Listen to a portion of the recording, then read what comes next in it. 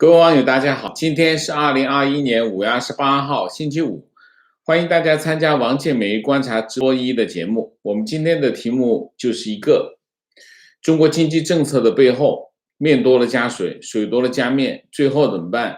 盆儿不够了，盆儿不够怎么办？限电呗。那我们今天其实是两个题目，但是都是经济议题。中国经济政策，很多人讲计划经济，计划经济是什么样子？你听完我们今天节目就知道计划经济是什么样子。我们从哪儿讲？从钢材讲。5月28号，唐山钢坯价格报4880元一吨，比5月最高点跌了多少？15%。螺纹钢主力合约和热轧卷板主力合约收报4933元一吨和5328元一吨，比5月份的高点跌掉了20%。半个月之前，中国国内的钢材价格刚刚冲到历史最高点。5月12号，螺纹钢和热轧卷板期货价格，一个是6171元一吨，一个是6683元一吨，都是历史最高值。5月12号也是个拐点，钢材价格的拐点。当天，总理李克强召开国常会，点名大宗商品价格过快上涨，然后中央各个部委到地方去找这个多番约谈。5月14号，唐山、上海两地的市场监督管理局、发改委、工信局、经信委等主管部门约谈当地的钢铁企业。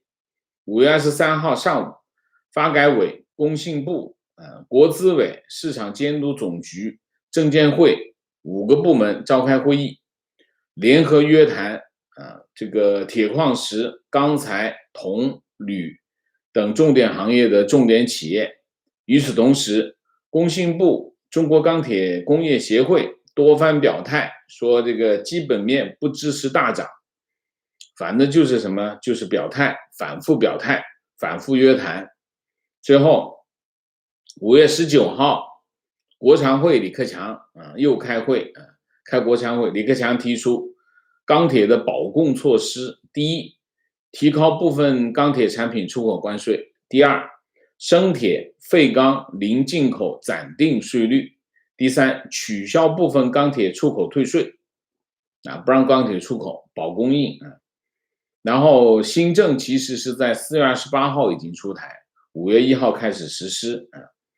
然后到了5月26号，国常会，李克强第3次在这个国常会上点名大宗商品价格。然后这个大宗商品市场的交易员说，5月初钢材价格上涨，什么原因呢？是因为政府大力采取了这个去产能的这个政策，这个市场预期政府在大力推动钢铁的这个钢铁企业的去产能，造成了供应的预期下降。第二，其次是碳排放的问题。那么2020年年底12月份，全国工信会议指出，2021年将坚决压缩粗钢产量，确保粗钢产量同比下降。这是去年年底。到今年前4个月，中国粗钢产量3.75亿吨，同比大涨15.8%。去年年底刚开完会，要压缩要下降，结果涨了15.8%，对应的产能是增加了5000万吨，5月份还在涨。所以呢，工信部4月1号发出通知，说发改委、工信部就2021年钢铁去产能回头看。大家知道回头看什么意思就是杀个回马枪，重新再搞一遍。粗钢产量压减等工作部署进行部署，指出随着钢铁行业效益好转，一些地方和企业存在盲目建设钢铁项目的冲动，需要巩固钢铁去产能的成果。4月1号，然后两个部委将重点检查化解钢铁过剩产能、打击地条钢侧袭的冶炼装备关停和退出的情况，然后统筹碳达峰、碳中和长远目标，然后重点压减环保绩效水平差、耗能高、工艺装备水平相对落后的企业的粗钢产量，确保实现2021年全国粗钢产量同比下降的目标。这个4月1号开完会，然后这些措施就开始出台。这措施开始出台，造成什么？中国钢材价格的暴涨。中国钢材暴涨有2个原因，第一个原因就是铁矿石价格上涨，第二个原因是煤炭价格上涨，第三个原因是需求的上升。3个原因造成了钢材价格的暴涨。那么钢材价格暴涨，其实引导了整个的原材料价格的全线上升。于是呢，李克强在国常会上面提出来，钢材要保供。前面刚刚说完要压缩这个粗钢产量，要去产能这个价格就飙上去了。然后李克强就跑到这个国常会上说，钢材市场要保障供应。然后市政府这个发改委这个各个部门就开始约谈做工作，打击市场多头，尤其是证监会还有市场交易所提高这个叫什么？提高保证金5月中旬到现在这个网上统计，市场对钢材价格看涨的比例暴跌到了 15% 那么5月10号到12号，螺纹钢主力合约多空单数差突然消失看多和看空就是消失，进入持平状态，就是10号到12号。当然政府在后面在做工作。到了13号，空单就是空方空单价格逐渐占据上风。5月19号，那么重新稳定，空单比多单多了15000手，回到了4月中旬的情况。这就是为什么钢材价格暴跌的原因。于是大家就看到了一场这个中国钢材价格的波澜起伏。原因是政府去产能把价格推到了天上，然后发现问题搞大了然后又是关税，又是保供，又是谈话，又是这个增加保证金再把这个多头打下来这是典型的计划经济。计划经济是什么？这就是计划经济，面多了加水，水多了加面，最后怎么样？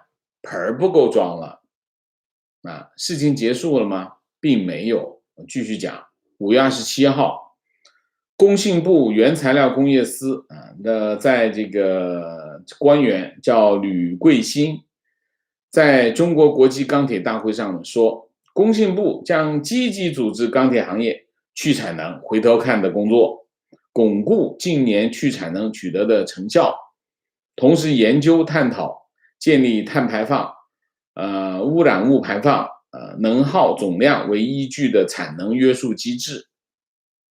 然后他说，减少钢铁行业碳排放的主要方法，有效控就是这个最有效的控制就是粗钢产量这是他说的这是第一个。第二个，碳达峰、碳中和工作领导小组第1次全体会议26号在北京召开，副总理韩正主持会议并讲话。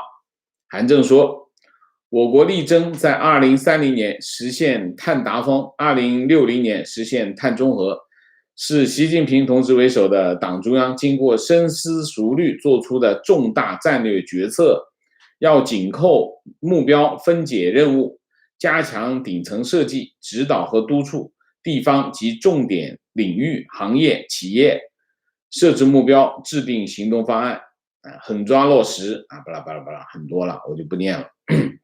刘鹤、王勇、王毅、何立峰参加了会议然后这件事情是要推动的了。碳达峰的任务是政治任务，是习近平的政治任务这件事情和2015年的这个环保政策是一样的2015年中国开始推动全面的环保，在全国推行环保政策的过程当中，全中国大概消灭了几百万家中小企业中国经济活力开始下降，从什么时候开始？从2015年开始，就消灭中小企业开始。那么碳达峰这个任务的特点是什么？碳达峰的任务的特点是2个，第一个，原材料行业原材料行业是什么呢？钢铁、有色金属、化工都是大企业，因为他们才是碳排放的主体这是第一个。第二个，央企、国企为主。那你想一下，央企、国企这些国有企业都是原材料行业，基本上全是国企的在这个行业里面，剩下的私企还有吗？硕果仅存的有一点吧，但是这基本上的大国企。这些大国企的特点是什么？这些大国企的特点就是不指着挣钱不指着你让它碳达峰可以那就碳达峰呗，你要就开始减产能呗。所以他们是不管不顾的他们不怕这些所以呢，可以预见碳达峰这个政治任务，你想一下，习近平布置下来，这跟2015年的这个环保政策是一样，那肯定是像推土机一样的往前推。没人扛得住，李克强也扛不住那么碳达峰这个政治任务，下一阶段我们可以看到越来越清楚的看到它的效果，它将成为中国经济头顶上的一座大山。原材料的价格将从现在开始会一路往上走，你看吧这就是未来的结果。而且你可以在这件事情你可以看出来什么？中国现在的经济政策是没有任何协调性的，各个部门各干各的工信部去产能，我就推土机一样往前推，就是要去产能，我不管。然后那头发现，哎呀，这边价格涨起来，那怎么办？不能要摁住，然后就齐抓共管，摁住那所以中国经济的政策呢，没有前瞻性，没有协调性，朝令夕改，那这个价格就波澜起伏就是这样这就是中国经济现在呈现的一个局面。中国经济呈现的另外一个局面是什么？就是限电。好，我们讲这个问题。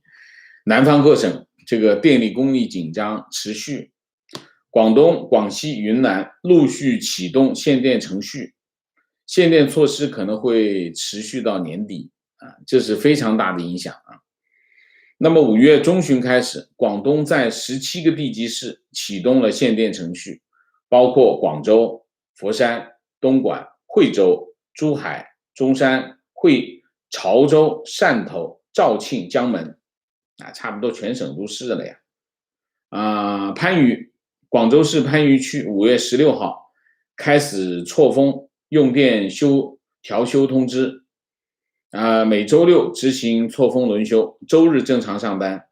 错峰轮休用电预计持续3个月然后这是番禺。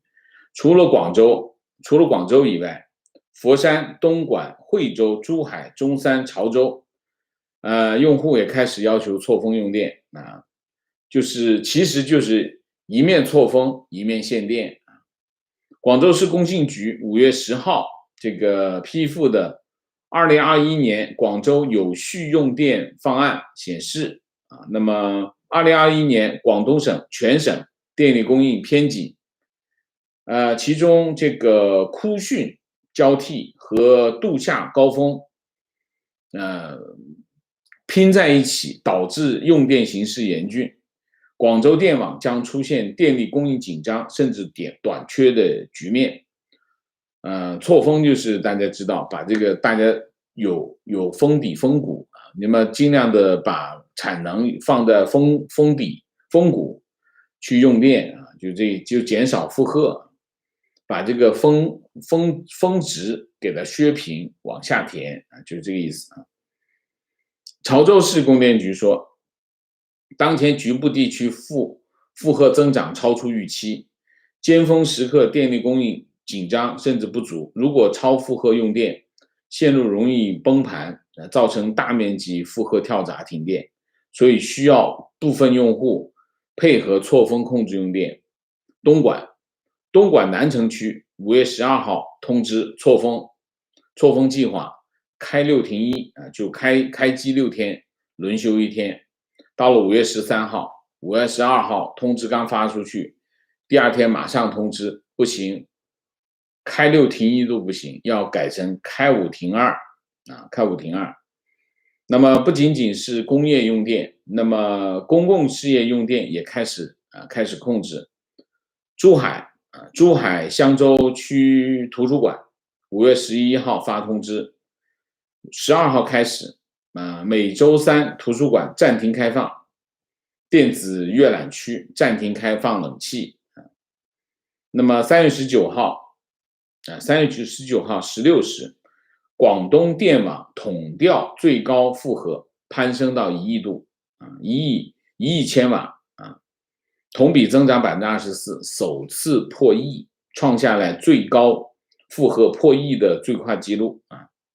广东电力交易中心数据显示，5月14号预测最高统调负荷 1.22 亿千瓦，已经接近去年最高值 1.27 亿千瓦的峰值。原因是什么？一方面，广东省现在正处于这个枯水期，每年5月处于枯水交替期啊，那么主力清洁能源的水力发电啊，那么有限，然后再叠加机组检修，然后工程停电相对又集中，因为开工啊，所以广东全年供应这个富裕度最小的一个月份，这是第一个原因。第二个原因，西电东送，就是云南的电往广东送，枯水期也是云南也是枯水期，也是供电不足。云南电网5月10号紧急错峰准备的预通知，目前云南水利主力水库透支严重，水电存煤持续下滑，发电严重不及预期当日用电高峰存在70万千瓦的电力缺口。云南省政府说，目前全省存煤只有50万吨至于有的火电厂只够1-2天用的这个煤。目前云南对省内电解铝企业实行高峰错峰措施，削减最高用电负荷近10%，我们上次看到的不止30%30%。广东电网3月18号就已经预期2季度广东省内电力出现760万千瓦的这个负荷缺口，相当于多少？相当于1.27亿千瓦的6%。那么今年5月份，广东省预期最高电力负荷需求是 1.33亿千瓦，存在800到1100万千瓦的电力缺口，最高的电力缺口达到 6% 到 8.3%。那么现在的情况就是到了5月末，就现在的情况，广东省部分地方已经由每周错峰1天增加到3天，就是什么情况？开4停3，一个星期开工4天，停工3天，这是现在广东的情况。广西情况，广西工信局发布了一个有序用电预案，说5月23号到30号25号到30号广西最高负荷需求达到270万千瓦，最大电力缺口为300万千瓦，占11%。错峰避风预案这是广西，云南云南出现，云南是个水电大省，横断山脉中间的这个很多水电站横断山脉大江大河都从云南过云南5月19号启动这个有序用电方案时间是5月10号到5月底受此影响，电解铝开始限产。那么云南两广出现这个电力紧缺口，第一个原因就是因为高温天气导致用电迅速上升另外还就是出口的形势好转那么用电也开始上升。第三个就是水电枯气。第四这是主要的原因。主要的原因是什么？主要的原因就是电煤紧俏，价格高企。3月份以来，这个煤电价格上升的原因是什么？一个是环保抓环保就是很多煤矿停工造成供应上的不足所以电煤供不应求的情况开始显现。那么另外一个背景就是大水漫灌也就是造成原材料价格上涨的其中一个原因3月1号到5月20号，这个渤海动力煤5500大卡，这就是比较优质的这个电力煤价格由3月1号是571块钱，到了5月20号涨到了多少呢？涨到了903块钱，上涨了58%那么5月24号，这个湖南的一家国有电厂说，当前5500大卡的电煤的价格厂价已经接近1000块钱，10年来最新高。那么1000块钱如果折合成本的话，就是燃料成本大概是3毛3一吨3毛3一瓦就是3毛3一度电一度电的成本那么再上财务成本，也就是说这个卖的价格现在就是真实的成本是4毛钱一度电一度电，比标杆电价是什么？标杆电价就是电厂发完的电进入电网给它的价格差4分钱，就是已经接近它的成本价了。所以这个时候呢，电厂就怎么样？电厂就不进煤不进煤的话，那你后面就没办法发电那么这个煤炭市场分析师分析说，4月底北方港口5500大卡的动力煤的平仓价破800元，那么电厂就盈利已经微乎其微了，刚才讲6分钱，然后价格就继续上涨，那么电厂就不愿意去买煤了不买煤意味着它就没有煤了，没有煤就发不了电了。这是什么？这就是为什么电力紧张的其中一个主要原因，就是煤电价格上涨。煤电价格的持续上涨造成的后果是什么？电煤的价格持续上涨，造成电厂不愿意发电那么5月13号到5月14号，广州的情况是什么？广州的情况就是电厂的发电成本已经高出煤电基准价格13.3%， 13号是13.3%， 14号是28%，他是在赔钱，所以他不愿意发电那如果政府不补贴他的话呢，他就不发电。但是政府补贴得起吗？其实政府是补贴不起这个价格，为什么？因为量非常的大所以这就叫什么？这就叫他现在只管一头。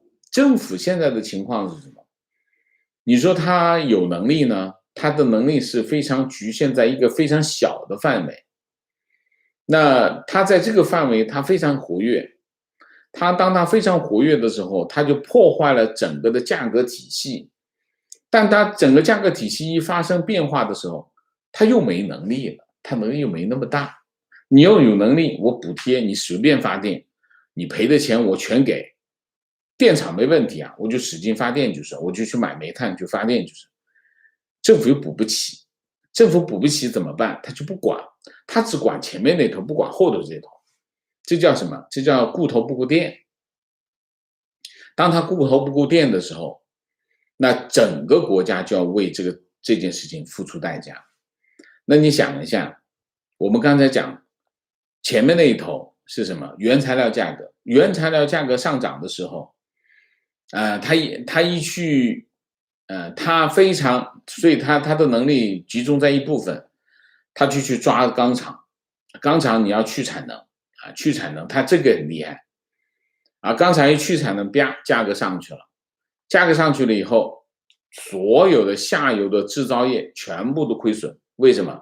因为你钢材价格一上去，那房地产盖房子不愿意盖，因为房子你成本太高，建筑商他赔钱，建筑商赔钱他就拖慢进度，当他拖慢进度的时候，意味着什么？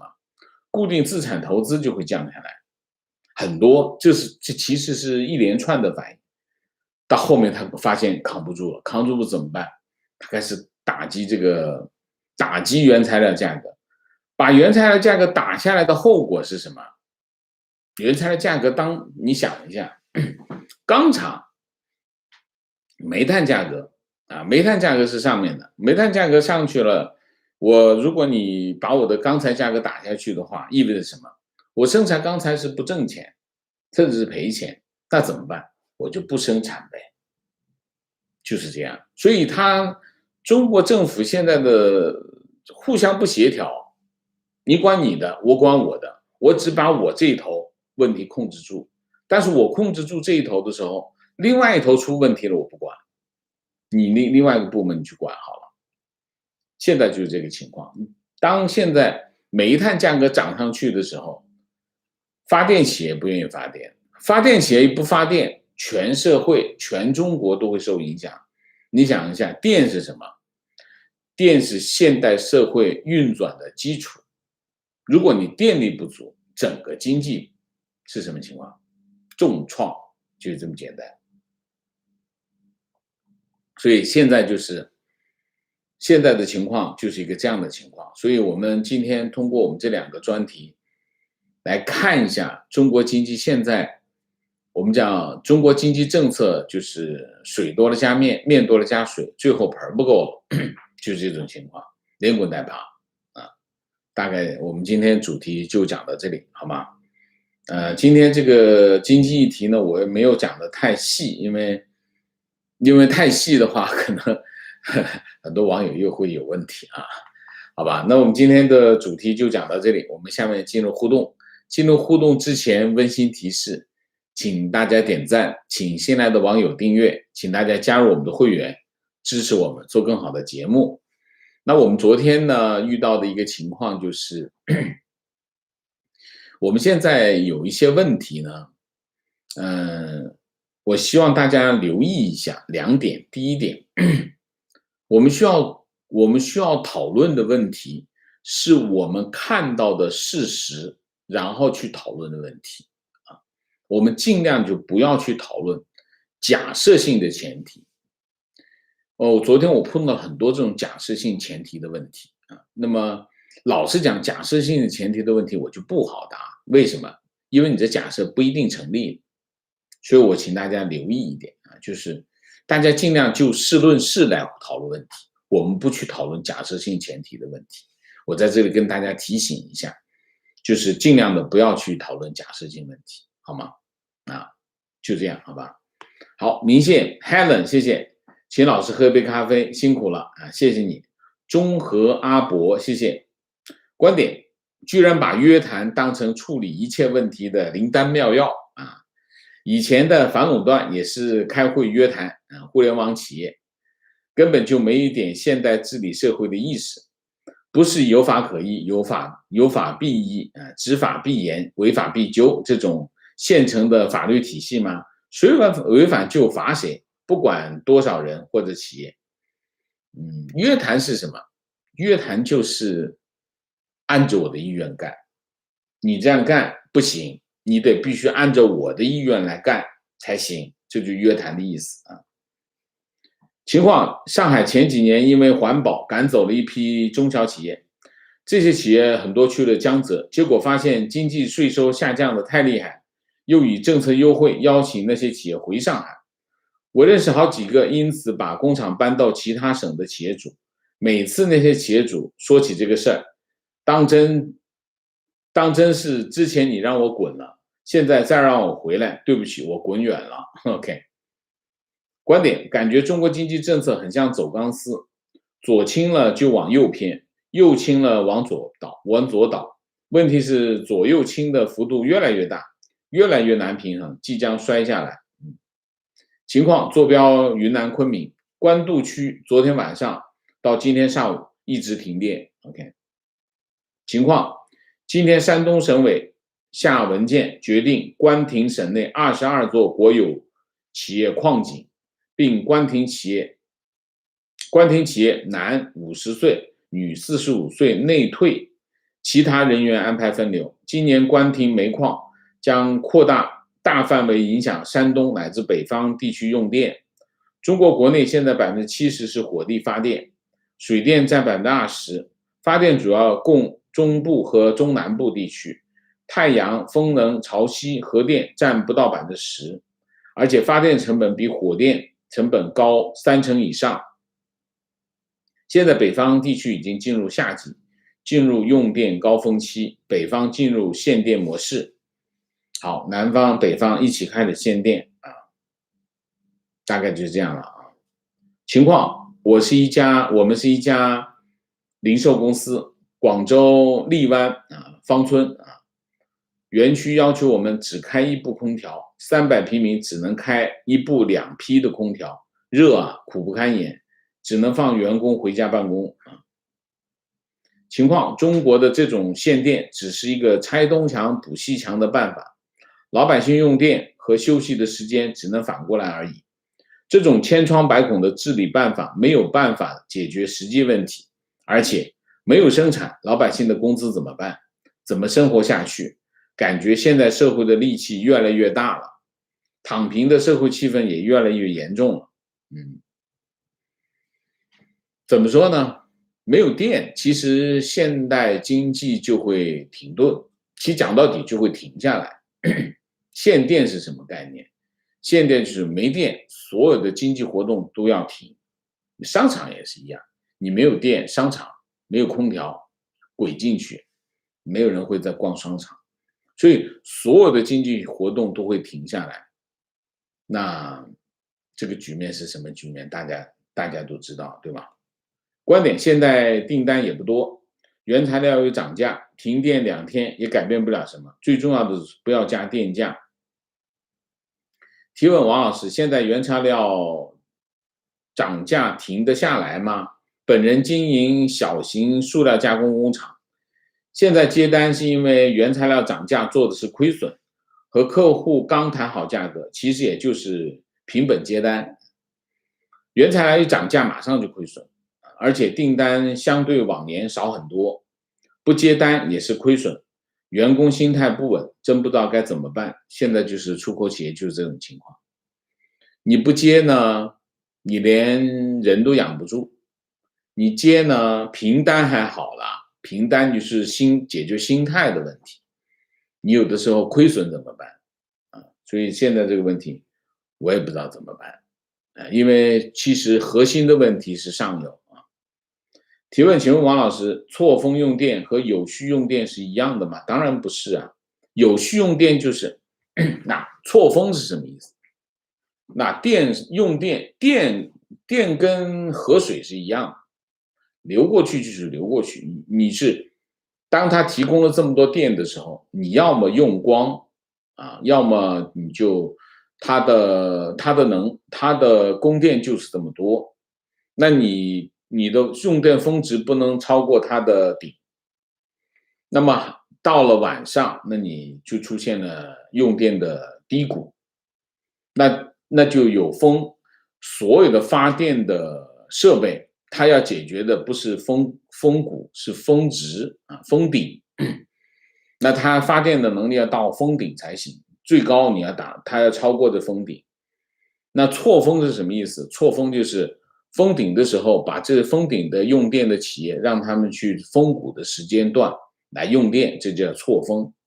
有序用电其实就是限电的一个中共的一个说法啊，有序让你们有秩序的用电，其实就是开6停1，开5停2，开4停3，这就是有序用电的另外一个说法而已。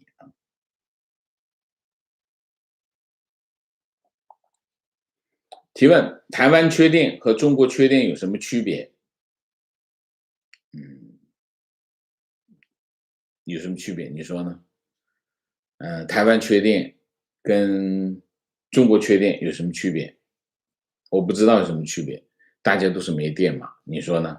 我觉得没什么区别啊。你说的是事实的话，就没有区别，就是电力不足啊。观点：钢铁的价格应该更高的，白菜价格1斤2元，一吨2000斤，一吨白菜相当于4000元。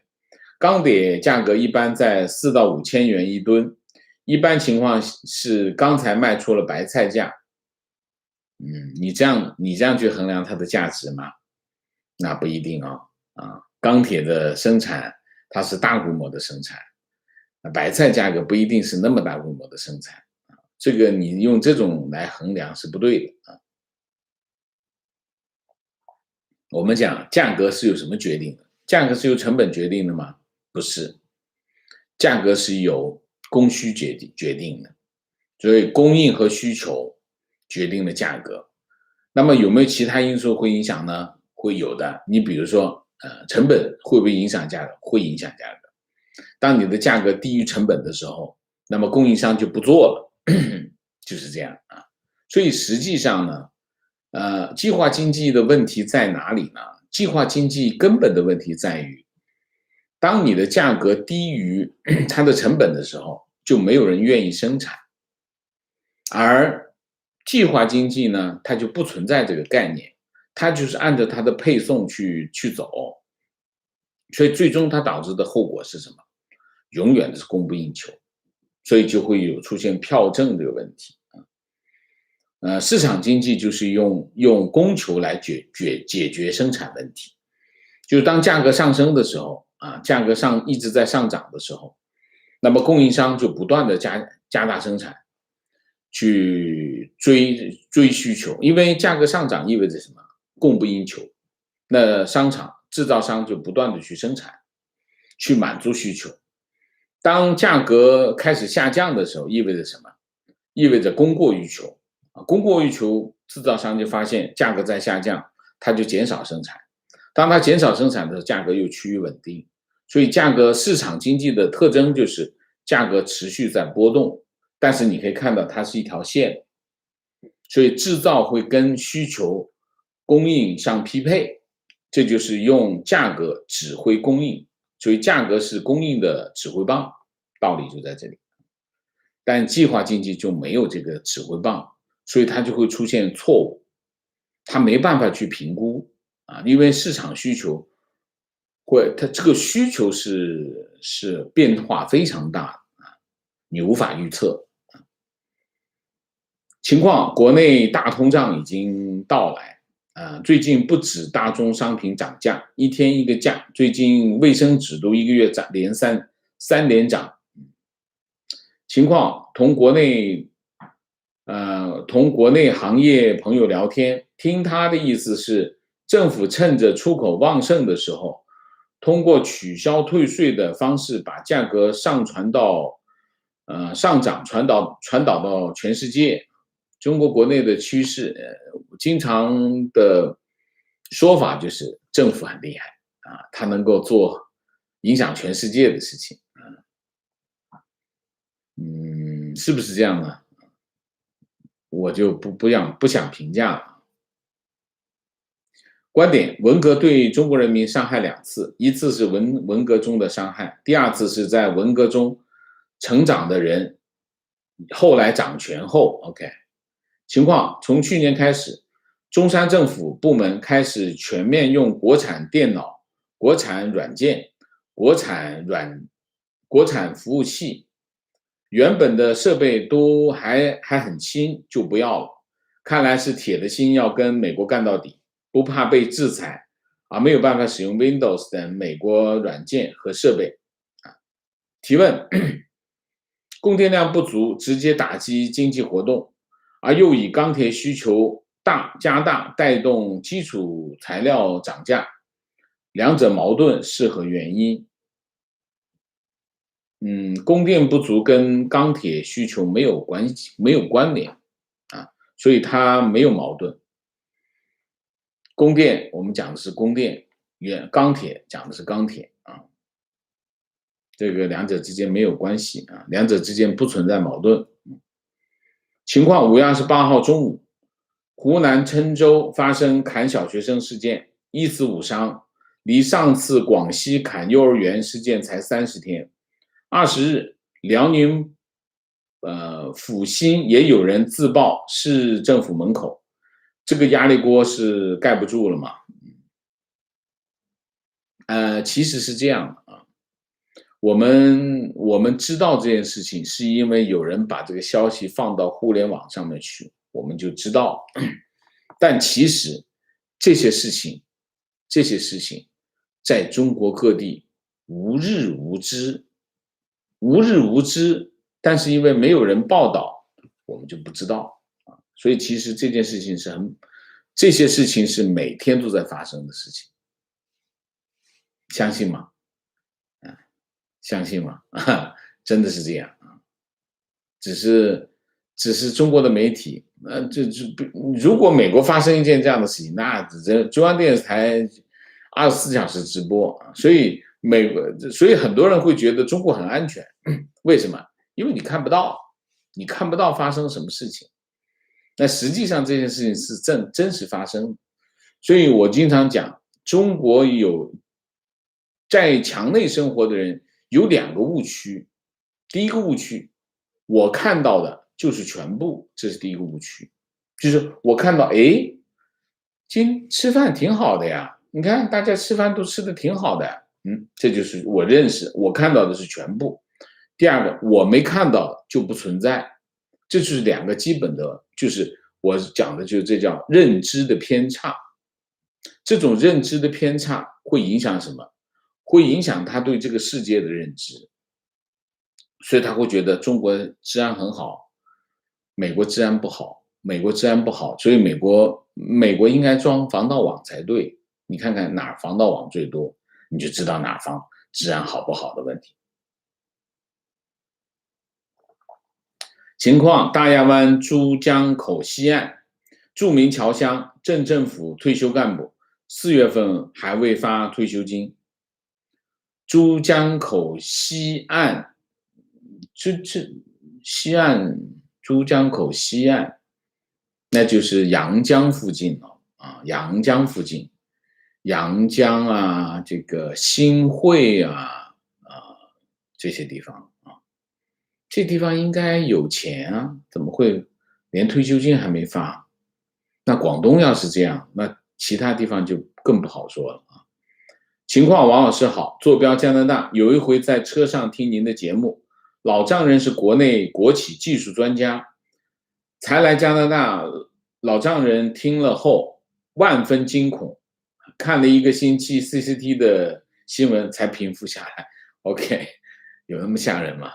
情况：国内媒体现在对躺平开始批判，不止学者教授出来批判，再让年轻人拼搏奋斗，官媒也发出任命可以，平躺不行的口号，以后估计出现限制躺平的法律依据，让年轻人没法躺平。OK， 观点：王先生对发电像河水的比喻很形象。其实更形象的是什么？更形象的是面多了加水，水多了加面，最后盆不够了提问：王老师对中共的邪恶本质认识非常深刻，说过自己采访过那些苦难的人，请问您面对中共犯下的这些罪恶，如何如何才如何能够依旧保持积极的心态？我在现实中早已不敢反抗，被喝过茶，希望得到王老师指点，我应该如何调整心态？很多网友提过这样的问题。我们每天都会遇到很多的状况，这些状况呢，比如说我每天会看到很多新闻啊，比如说刚才网友提到的砍小学生啊，之前砍幼儿园的这个小朋友啊，大家想一下，你想想这个场景，你都会觉得很受冲击啊，会影响你的心情，这是一个方面。另外一个方面，我们还会看到更多更丑恶的事情。你比如说，大武集团的这个负责人啊，的老板，他被一家老小全抓起来，现在判他刑。他说他每天都戴着头罩，啊，已经有很长时间没看过有太阳。他说这样的话，让人怎么样？让人非常的痛心啊！我每天都会这个遇到这种状况，但是这种状况怎么改变？怎么去理解？怎么去排解？这就两条。第一条，我们需要的是什么？我们需要是看待这件事情的态度，而不是我们把自己带入进去啊。如果我们永远把自己带入进去的话，意味着什么？意味着我们没办法解决这些问题啊。所以呢，在这个问题上面，请大家了解，第一条，我们不能够带入，我们要了解状况，我们要解决我们的态度问题。第二个，我们的生活还要继续，我们必须保持正向的思维方式和人生态度，我们才能给我们身边的人带来好的影响。我们最重要的价值是什么？我昨天跟一个网友，留言啊，人生的价值不仅仅在于得失，人生的价值更重要的在于什么？在于坚守。我的价值也在于坚守。我坚守我的岗位，我每天给大家做这个节目，这是我的价值。如果我不能够坚守的话，那意味着我的价值实现不了。一样的道理，我们每个人都要有这样的意识。所以，一个不带入，第二个坚守，就这两条，保持这两条，保持自己心态，好吧？那么我们明谢一下，米卡卡，谢谢；魏唐，谢谢；艾瑞成，谢谢。好，感谢大家的参与，我们今天的节目就到这里啊，谢谢大家，谢谢。